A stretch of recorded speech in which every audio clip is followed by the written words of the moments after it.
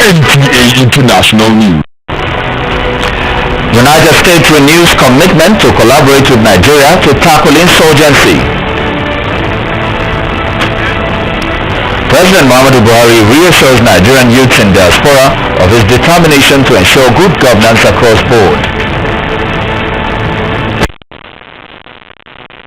Stakeholders want women to use their potentials to contribute to national development.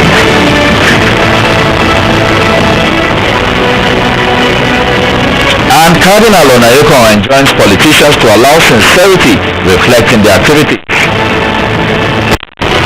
Thank you for joining us on the news on NTA International. My name is Ifeanyi Okafor. President Muhammadu Buhari says Nigeria will intensify its drive towards tackling insurgency and ensuring peace across the country. The president, who reaffirmed this during his visit to the United States Institute of Peace, said Nigeria requires a strong partnership with the world powers in the fight against insurgency ravaging the country. He identified lack of education and unemployment as major factors contributing to the increase of insurgency in Nigeria.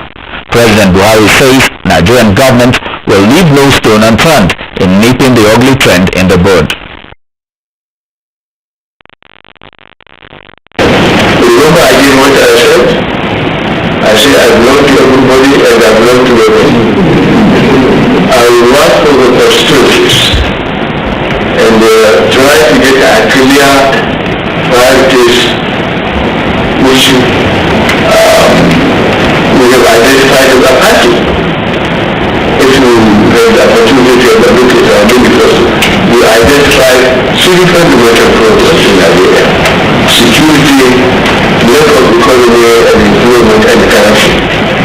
I think if we pursue this, as we intend to do, all constituencies are reflected with a very comprehensive data.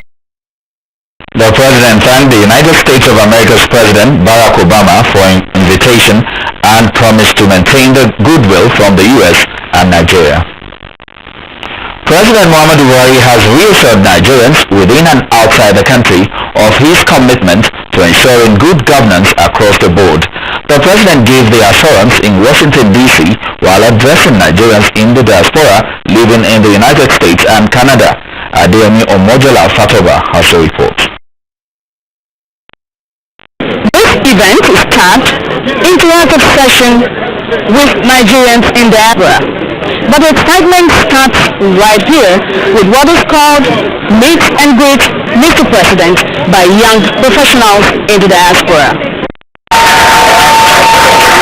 The Meet and Greet event with President Muhammadu Buhari, coordinated by media practitioner Mo Abudu, featured youths from different fields who look forward to see things turn around for the better across all sectors in Nigeria.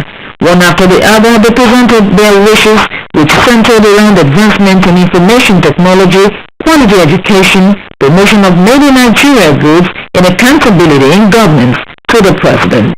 President Muhammadu Buhari in his remarks encouraged the youths to be steadfast and work hard in the pursuit of their dreams. Using his case as a typical example of dogged resilience, President Buhari said he is president today because he did not give up even after 3 attempts.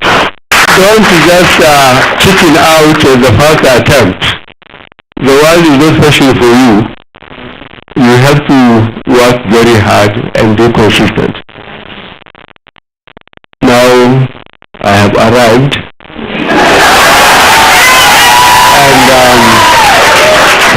and this is appreciated not only by Nigerians but by leaders across the world.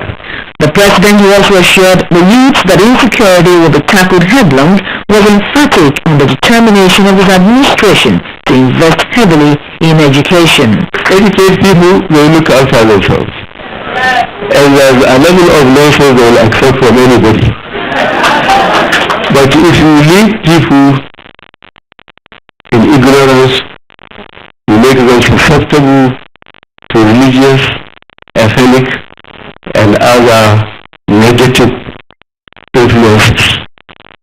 Education is the answer. President Muhammadu Buhari also held a town hall meeting with Nigerians in diaspora. Questions were asked on the state of the economy, infrastructural development, security, as well as diaspora and voting, cabinet constitution, and employment generation. President Buhari made it clear that his administration is committed to the recovery of looted funds, arrest and prosecution of offenders, reform of the petroleum sector, diversification of the economy, and the formation of a cabinet that will reduce the cost of governance. All this, the president said, will be done carefully and thoroughly. I assure you, under this leadership, we are going to experience, we are going to put some sense, and we are going to deal with corruption. A few Nigerians commented. Just really excited to meet the new president and hear about some of his initiatives for the country, especially in education. Personally, I am very proud of our new president. I am also very hopeful. We are here to assist him and partner with him at least to do what he needs to do, at least to take Nigeria to the level that we need to take Nigeria.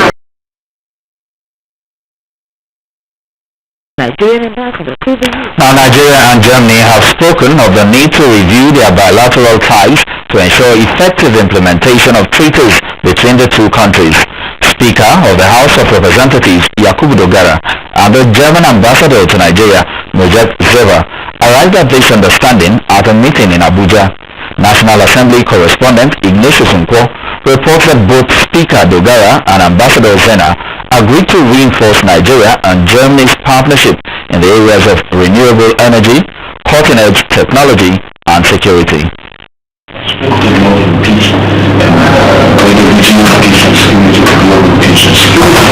And we therefore feel that we have earned the right to be supported by our global partners, our own fight against terrorism and insurgency, especially in the northeastern part of this country. Further to NTA News on Nigeria-Germany relations. Very important in the aspects of economy and culture and political and security but I think the economy is very important. We are close business partners, and so there are a lot of opportunities to continue our cooperation. Nigeria is one of China's biggest trading partner in Africa with a trade volume of about $16 billion. The Director of Political Section, Embassy of the People's Republic of China, Mr. Guanda Zhang, said this during an interactive session with the media in Abuja. Gabriel Odu reports. In the spirit of South-South cooperation, China and Nigeria share common historical, political, cultural and economic ties with Nigeria. This relation has witnessed influx of Chinese goods and businesses to Nigeria. On why Nigeria is fast becoming the bride of many powerful nations, Mr. Guanda Yang says Nigeria is strategic to China. Nigeria is the first country to accept Chinese renminbi yuan as its foreign reserve. Nigeria is also the largest market for Chinese project contractor and the second largest market for Chinese export. Director, Center for China Studies says the interactive session with the media is to broaden scope and objective and balanced reportage of China-Nigeria relations. We intend to see how far we can develop independent, autonomous understanding of the issue relating to the coverage of China, China-African cooperation and China-Nigerian relations. So the media experts say China must open her doors for more diplomatic interactions with the media. Nigeria and China established relations on February 10, 1971, but the balance of trade between Nigeria and China has been in favor of China. From the Embassy of the People's Republic of China in Abuja, Gabriel Odu, NTA News. Many thanks, Gabriel. Cardinal John Onayeko has enjoined Catholic politicians to allow the sincerity that is enshrined in the Catholic Church reflect in their lives as they take part in the political process of the country. Correspondent Anthony Folsom reports. meeting was preceded by a special mass presided over by His Eminence Cardinal John Onaiyekan. In attendance was the APC National Chairman, Chief John Odije Eyobi. The mass was followed by an interactive session where Cardinal John Onaiyekan laid out the essence of his meeting with the politicians. If you are a good Christian, you will be a good politician. And if you are a good politician, you will be a good person in the society. It boils down to people who enter politics for the purpose of serving this community. You don't go into politics to make money by hook or by crook. Don't separate your religion from your politics. Carry your religion into your politics. The ethics that you are taught in church, the concern for your fellow human being, love for your fellow human being, the respect for truth and the rest of it must also govern your activities in politics. Once we do that, we'll have a good society, we'll have a society that relates to itself, relates to its environment, and we'll be striving hard to work towards the fulfillment of the various responsibilities of each and every one of us, whether we are here or not. The first is, politics cannot be divorced from the church, just as the church shouldn't be seen to be partisan. And for this to make any meaning, Christians who play politics must allow the teachings of the church reflect in their conduct when playing politics. In Abuja, Anthony Forson, NTA News. Government is advised to find a way around challenges in the oil sector, particularly with the ongoing debate on whether to sustain fuel subsidy or let go. This was a submission of discussants on NTA Tuesday Live, as they stressed that Nigeria cannot be held ransom by certain selfish persons or groups. Talata Ezerike reports. For over 20 years, when you mention fuel, what widely comes to mind is panic buying, long queues, or scarcity of the product, and even nationwide strikes occasioned by increase in pump price. This to a large extent has to do with government's attempt to remove subsidy that is believed to favor a few over the masses. We are suffering untold hardship. Look at the queue. So they should remove it so that you can buy it at any rate. If they remove that subsidy, we believe that we will have enough fuel. Removing it is not good for now because the cost of living will rise. The Nigerians are worried that between January 2006 to January 2012, there has been an increase in the pump price of fuel 19 times, following exorbitant charges and the cost of exporting crude oil abroad for refining. Since the nation's four refineries are not working, a development many say is anti-progress, and accusing the regulatory bodies and oil marketers of compromise and corruption. Over a period of time, licenses have been issued, and we have not seen one single refinery built, and that for us is the problem. Ordinarily, Total, all over the world, refines its oil, its petroleum products, in the countries it is domiciled. So also labor. But in Nigeria, they prefer to import. But how true is this? Contrary to what people are saying, nobody is gaining anything. It's only that people, once you mention some money, they think that somebody is gaining it. The only people gaining from this importation process are the refineries abroad whose citizens are kept on the job. The way out, as they say, is the establishment of modular refineries, which some group think that its advantages are only in the short term. One refinery can refine about 40,000 barrels per day. It takes 30 days to import, 30 days to couple and equip. It can employ at least direct labor 1,000 people, indirect labor so many. The discussants want issues of oil theft, illegal bunkering, and corruption tackled head on, and for perpetrators to be brought to book, as well as without the nation's refineries. Talata Ezerike. Encourage women to use their God-given potentials to contribute more to national development dominated discussions at the Women in Management and Leadership Conference held in Abuja. Correspondent Joseph Orok reports that the forum was at the instance of Nigerian Institute of Management. Women currently has only 10% representations in political and economic institutions. Nigerian women have, however, recorded strong gains in national political and economic institutions since independence. For instance, participation rates in the labor force increased from 43% in 2009 to 48% by 2013. Stakeholders believe that women can contribute more to national development if financially empowered. So with visual platform everywhere, women can still do what they need to do at the corporate level. When they need to be at home, they are at home. A woman who has to balance the role between being a mother or a wife as well as her role as a career woman must ensure that she puts in a lot not to let the other role, the traditional role, to suffer. For governments to provide that enabling environment, incentives that will enable women to bring out their best.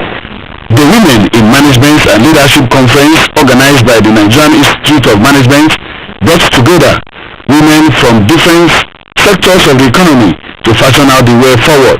So even if what we achieve here today is to create another few percent of women that are going to succeed to add to what our other women have done in this country, then we will have achieved our purpose. The world is offering the women opportunity to contribute. Let our women come out and contribute.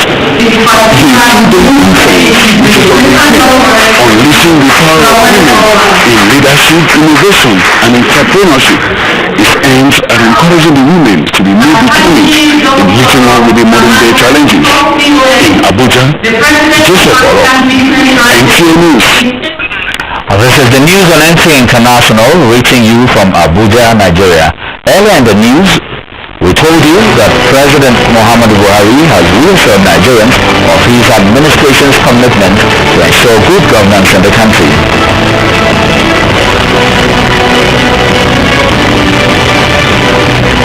Still to come, scientists find first drug to slow Alzheimer's disease.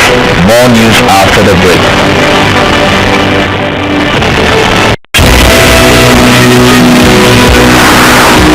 NTA International. This is where the news begins. Every breaking news and developments on the African continent. Welcome to NTA International News. State House correspondent Hamza. In-depth news analysis and professional perspectives on all sides of the story. Experts say the issue of National Energy and Resources in Every day on NTA International, we take you inside Africa and the world. NTA International News. Africa as it is. Good to have you back on the news. The Nigeria Police Force leadership has expressed commitment to diversify options for operational officers to have less tools to work in line with international best practices. The Inspector General of Police, Solomon Arase, stated this at the International Conference for the review of the draft policy guideline on Force Order 237. Edino Justice reports that the conference is in collaboration with the European Union, United Nations Office on Drugs and Crime, and Swiss Embassy. Force Order 237 stipulates when and under what circumstances the law enforcement officers ought to use firearms or force. The Inspector General of Police, Solomon Arase, who declared the conference open, decried the vacuum the policy created by not being explicit on how and when to deploy firearms, while agreeing that the force order has faced both local and international criticisms of being controversial and origin of human rights abuses by the Nigerian police. The IGP urged the participants to come up with guidelines that will enhance the proposed policy on the use of force. It is necessary to ensure officers are strictly held accountable in how they decide to deploy firearms. It is also necessary to ensure that officers are trained and certified as such before they are permitted to sign and possibly use firearms. The force has to be used. It must at all times be based on the rule of law, be proportionate and result in the least possible damage. Humanity has embarked to support the elaboration of a global handbook on the use of force and violence. About 70 officers drawn from various police training institutions are participating in a 3-day conference. The officers are expected to come up with a draft policy guidelines that will enhance police tactical operations in line with international best practices. From the force headquarters, Abuja, Edina Justice, NTA News. On to business news, Sub-Saharan African banking investment hits $15.4 billion, plus reports from the global market. Details with Muplan Dakok. Sub-Saharan African investment banking fees reached $154.7 million in the first half of 2015, 10% more than the value recorded during the first 6 months of last year. The estimate added that South African acquisition accounted for 65% of Sub-Saharan African investment activity and Nigerian companies 11%. And on the global market, Ghana has revised its 2015 budget deficit target to 7.3% of gross domestic product GDP from 6.5% previously, cutting its economic growth estimate from 3.5% to 3.9%. European shares fell from their 6-week high, with healthcare leading the market fall. And Greeks will vote Wednesday on reforms bill, which is expected to change the Greek banking system and overhaul the judicial system. The Greeks hope that the Greek government will finally put an end to the financial crisis in that country. Muplan Dakok, NTA News. And on our foreign news, presidential polls in Burundi is reported to be in progress, with results expected to be announced on Thursday. And scientists find first drug that appears to slow Alzheimer's disease. For details of these and more, let's join Justin Ben-Unyi. Latest reports from Burundi say voting has ended as counting is underway in the country's controversial presidential elections, in which incumbent Pierre Nkurunziza is widely expected to win a third consecutive term. Ballots will continue to be tallied, but officials say they do not expect the results to be announced until Thursday. Also, reports from New York reveal that Hollywood actor George Clooney has launched a new initiative called The Century, aimed at ending conflicts on the African continent by tracking their sources of funding. The reports indicate that The Century, founded by Clooney and John Prendergast from the advocacy group The Enough Project, will investigate the financing of conflicts in South Sudan, the Central African Republic, and the Democratic Republic of Congo. And turning attention to health, a research presented at the Alzheimer's Association International Conference in Washington indicates that scientists appear to have broken a decade-long deadlock in the battle against Alzheimer's disease after announcing trial results for the first drug that appears to slow the pace of mental decline. The drug, called solanezumab, was shown to stave off memory loss in patients with mild Alzheimer's over the course of several years. Justin Ben-Unyi, NTA News. Talking sports now, Nigeria is working to bridge the gap in the number of officials in sports as Bolivia FA president is jailed in a notorious prison. Amazi Marcus reports. The National Sports Commission says it is working hard to ensure that more Nigerians emerge as umpires in as many sporting events as possible. Director General of the Commission, Al-Hassan Yakut, said such is important for Nigeria's sports glory. The area of also problem in terms of international politics is that Nigeria has a limited number of umpires and referees, especially in martial arts sports. So it's going to be a slight problem, but again, if we win without a tie and win with a wide gap, we won't have challenges. At the International Champions Cup in the USA, San Jose Earthquakes lost 1-3 to Manchester United in a match where over 18,000 fans attended. The crowd attendance was, however, a record in the Los Angeles Galaxy-Barcelona encounter. 93,226 fans watched Barcelona beat Los Angeles Galaxy 1-2 at the Pasadena Rose Bowl. Manchester United play Barcelona on Saturday. Meanwhile, a Bolivian judge, Roberto Viesco, on Wednesday jailed the president of the country's football federation on charges of funds diversion. Carlos Chavez and the federation's executive secretary Alberto Lozada are accused of misappropriating $400,000 in receipts from a 2013 friendly match between Bolivia and Brazil. The football chief Carlos Chavez is now starting life anew in Bolivia's notorious Palmasola prison in Santa Cruz, where Lozada is under house arrest. In boxing, Vladimir Klitschko and Tyson Fury held a joint press conference in Düsseldorf, Germany, to herald their October 24 heavyweight championship fights. I think that it's going to be not simple for you, and I believe also that I'm going to face one of the toughest opponents. I'm interested in breaking your face in. That's what I'm interested in. Yeah? You're boring. I want to rid you out of the heavyweight division. You're a jab and grab style. Surely all of Europe want to see you get beaten. Klitschko has not been beaten in 11 years and has a record of 53 knockouts and has only lost 3 of his 64 fights. The challenger Tyson Fury has an undefeated record with 18 knockouts. The Sports News Update, Amanzi Marcus. NTA News. Look at Thursday's weather prospects in Nigeria and some world cities.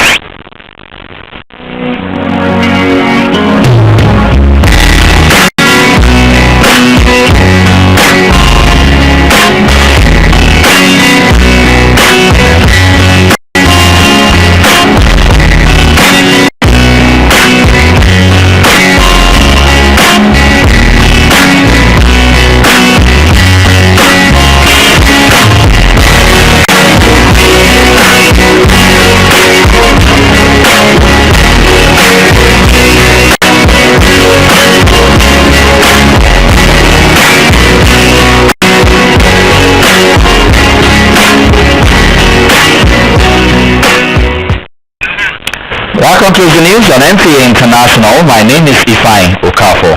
Thanks for watching.